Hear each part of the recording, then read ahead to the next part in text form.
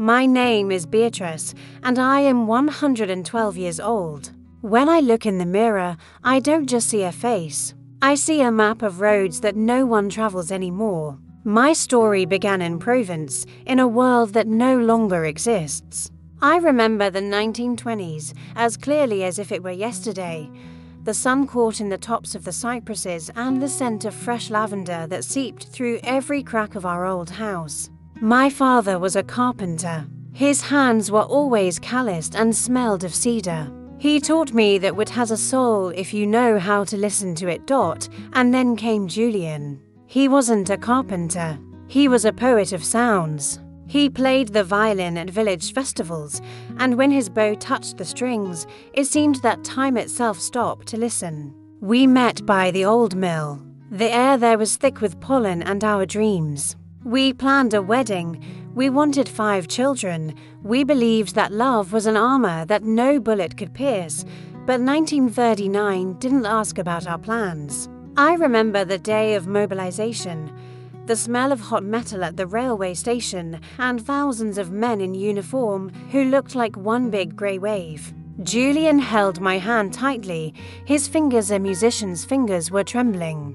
"I'll be back by the first snow, Beatrice," he whispered.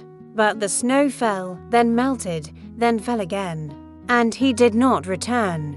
The last letter from him arrived a year after his death. Military mail sometimes brings ghosts. I read it 1,000 times until the ink blurred from my tears. That was when I first realized the world can collapse in an instant, and the only thing you'll have left is silence. I learned to hide my screen deep inside so as not to frighten my mother. That was my first school of survival, the school of silent tears.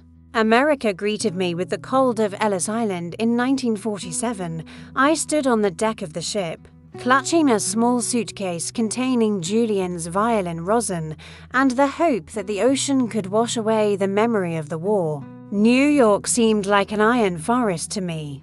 I met Arthur at a charity gala. He was a veteran, like Julian, but the war had made him not a poet, but a rock.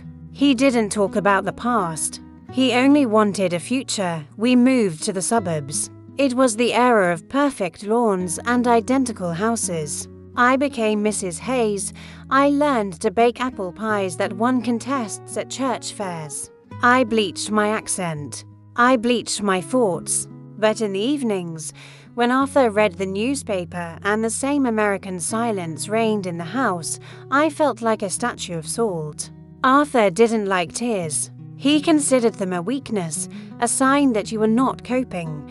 When I tried to tell him about the fear that washed over me at night, he would simply say, "You need to walk more in the fresh air."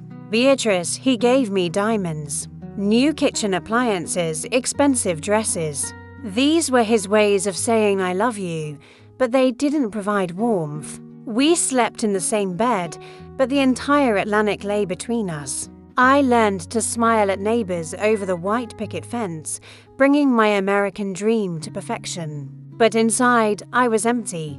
I realized that in this country of success, there is no place for sadness. So I buried my sorrow under the roses in the garden. I was the perfect wife, the perfect scenery. I was surviving, turning my life into a beautiful shop window with no one behind it.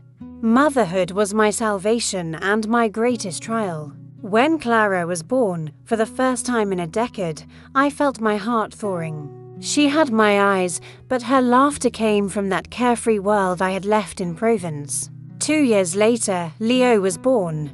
He was a quiet, thoughtful boy who could watch ants in the grass for hours. I promised them they would never know war or hunger. I promised them safety, but safety is an illusion we sell ourselves so we don't go mad. Clara fell ill in the fall. A common cold, the doctors said. But the fever would not break. I sat by her bed for 3 days and 3 nights, counting her every breath. Arthur was at work. He was always at work when things got tough. When she took her last breath, it was so quiet in the room that I heard the clock ticking in the kitchen. I didn't scream. I just took her small, cold hand and warmed it until morning. At the funeral, people said, God took another angel. I wanted to rip their tongues out. Leo became my only meaning in life. I protected him so fiercely it bordered on madness. But he grew up in the 1960s America. He wanted justice. He wanted to prove he was a real man, just like his father. When he came home with a draft notice for Vietnam, I fell to my knees. I begged him not to go. Arthur was proud of him. "He's doing his duty," he said, not looking me in the eyes. Leo went into the jungles from which people don't return the same, or don't return at all. I received his dog tags and a folded flag 6 months later. That day, I stopped cooking. I stopped turning on the lights. I just sat in the darkness, listening as my home became a crypt. After Leo's death, my marriage to Arthur became just two shadows living under one roof. He couldn't look at me because I was a living reminder of his loss. I couldn't look at him because he let our son go. One day I saw him in a city park with a woman much younger than me. She was laughing, and he was smiling at her as if he had never buried two children. I stood behind a tree, and all I felt was emptiness. Not even pain, just the realization that I no longer existed for him. He left a month later. The house became too big, too loud in its muteness. I started talking to the furniture. I made tea for Julian, read stories to Clara, discussed the news with Leo. Depression is a slow immersion underwater, where you see the light on the surface, but you don't have the strength to move your fins. I stopped combing my hair. I stopped looking in the mirror. I wanted to just dissolve into the walls of this house, but life has a strange sense of humor. One day, a little boy, the son of new neighbors, knocked on my door. His kite was stuck in my tree. I opened the door, and he flinched. I looked like a witch from a fairy tale.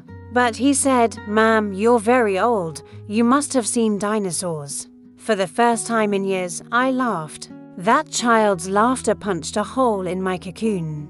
I realized that by hiding from pain, I had hidden from life itself. I went to the bathroom, washed my face, and for the first time in a long while looked myself in the eyes.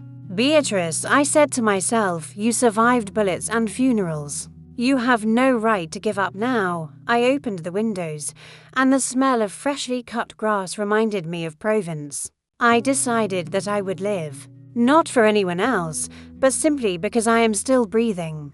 Now I am 112. I outlived Arthur. I outlived that woman from the park. I outlived almost everyone I knew. People ask me for the secret to longevity. They expect to hear about olive oil or a lack of stress. I smile at them with my toothless grin and remain silent. The secret isn't in what I ate. The secret is that I allowed my heart to break again and again, and each time I put it back together. Longevity isn't a gift. It's endurance. It's the ability to wake up in a world where you no longer recognize anyone and still find beauty in a sunbeam on your blanket. I no longer hide my tears. When I remember Julian, I cry with joy that he was in my life. When I think of Clara and Leo, I feel not the weight of their absence, but the light of their presence. I realized that love doesn't vanish with a breath.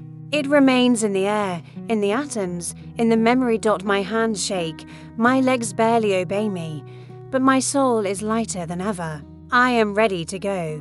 I am not afraid of the end, because for me it is not an end, but a long-awaited homecoming. I see them all there on the other side, my father with cedar shavings in his hair, Julian with his violin, Clara with her kite, and Leo in a clean white shirt. If my life has any lesson for you, it is this: do not be afraid to feel.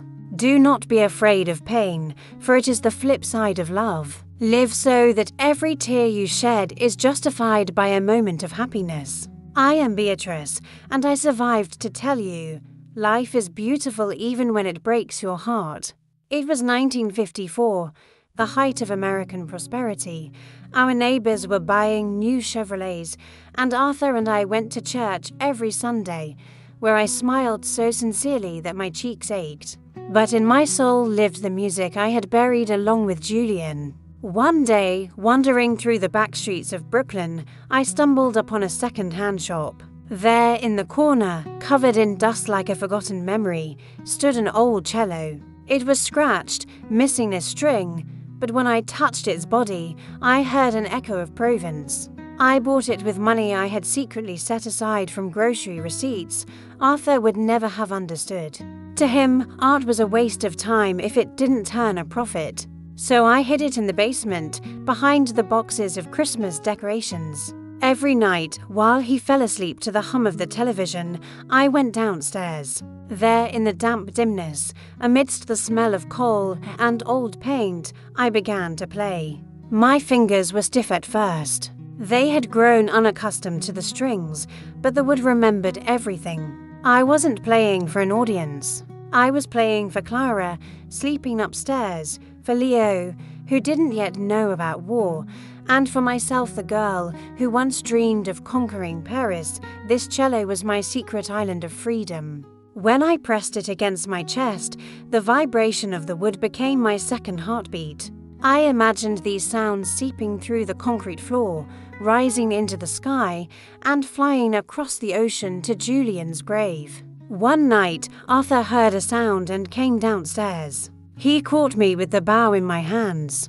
He didn't scream. He just looked at me as if he saw a stranger. "What is this for, Beatrice?" "No one needs this," he said. I looked him in the eyes and replied, "My soul needs this, Arthur. The part of me you never tried to get to know." He left, and we never mentioned it again. But I kept that cello for another 40 years. It taught me that even in the darkest basement, you can create your own sun.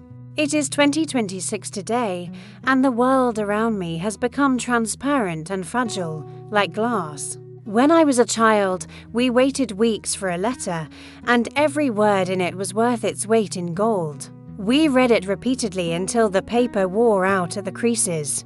Today, you send thousands of words per second, but do you say what truly matters?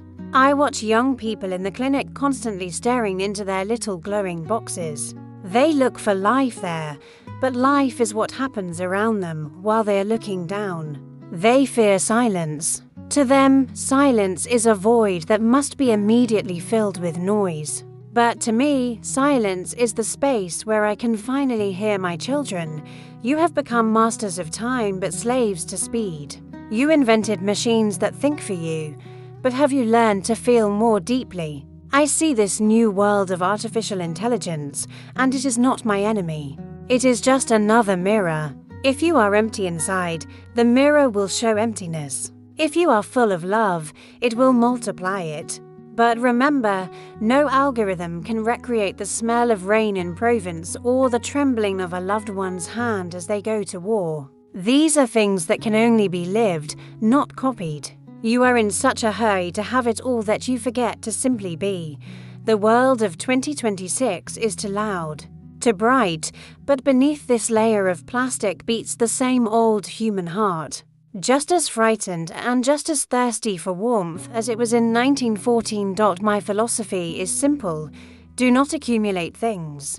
Accumulate moments. Things burn, break, or become junk. Moments are the only currency that matters at the finish line of 112 years. I am not afraid of the future because I have seen empires crumble and flowers grow on their ruins. The world will survive if you learn to look into each other's eyes again instead of screens. Life is not the number of pixels in your video. It is the depth of the breath you take when the sun finally sets behind the horizon. Be real, be vulnerable. It is the only strength that time cannot take away.